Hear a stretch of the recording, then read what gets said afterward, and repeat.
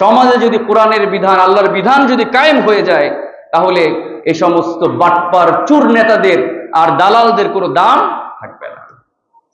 যারা কিনা মানুষের লুটপাট করে অর্থ যারা খেয়ে ফেলে, দেশের সম্পদ যারা নষ্ট করে, সম্পদ যারা পাচার করে, এ সমস্ত নেতারা কখনোই চায় নাই, পৃথিবীর সূচনা লগ্ন থেকেই চায় নাই যে কোরআনের রাজত্ব কায়েম হয়ে যাক।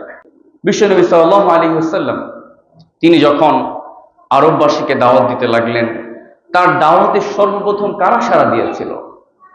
সমাজের ওই নিগৃহীত, সমাজের সবচেয়ে অবহেলিত মানুষগুলোই সাড়া দিয়েছিল, ঠিক কিনা বলেন?